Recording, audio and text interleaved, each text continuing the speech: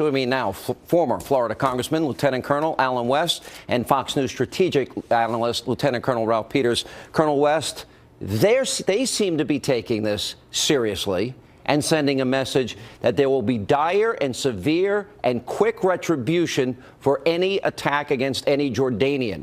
That does not seem to be the American position. No, you're absolutely right. In the previous segment you had with Governor Richardson pointed that out. You know, it was interesting that after the massacre and the attacks in Paris, France, the United States response was to send Secretary of State John Kerry and James Taylor to serenade the Parisians. But what the Jordanians understand is that they were basically being lied to by ISIS. We now know that the Jordanian pilot had been killed back in January, that this was all a ruse. This was not something, this hostage exchange was in good faith.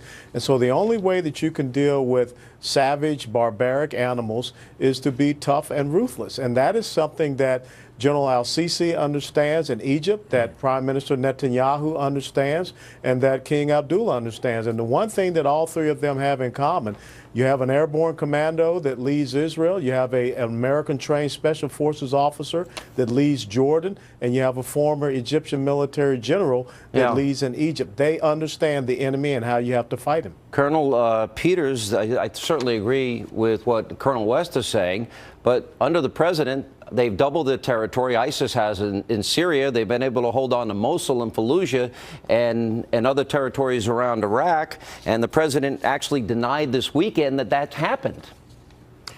Sean, the terrorists who burned that young man alive. It's horrible to see. It is horrible to watch. Those terrorists are the people the president and the Democrats don't even want to waterboard.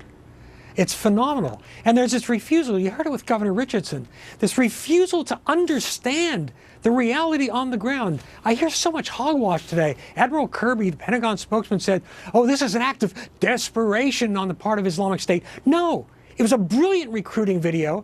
And Islamic State, I mean, those guys who burned that young man alive, they're having the time of their lives.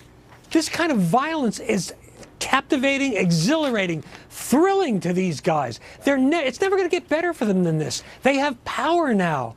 They can exert their will over others. I mean, this is better than the best sex they've ever had, and it's easier on the goats. What should America's role be from here? Colonel Peters. Well, America needs to get serious. More hogwash I'm hearing about is, well, the Jordanian army's an unleashed tiger now. Look out. The Jordanian army's primary purpose is to keep King Abdullah on the throne. The Arab armies are, although the Jordanian is about the best of them, they're hollow. They can't do this without us. The Saudis are terrified to go into Yemen because despite all the equipment they've bought from us, billions and billions of dollars worth, they're afraid it'll show up their military as a hollow force. If the U.S. doesn't lead, it doesn't happen. And by the way, the president's false choice between air power alone or hundreds of thousands of soldiers on the ground, that's absolute bull. There's something in the middle there, and we need a limited number of boots on the ground for a limited time. They don't have to stay, but you go in, you kill the guys, you leave. You go back, you kill them again. But my God, ISIS is taking over the Middle East, and our president, as you observed, can't even say Islamist terror. All right, guys, thank you both for being with us.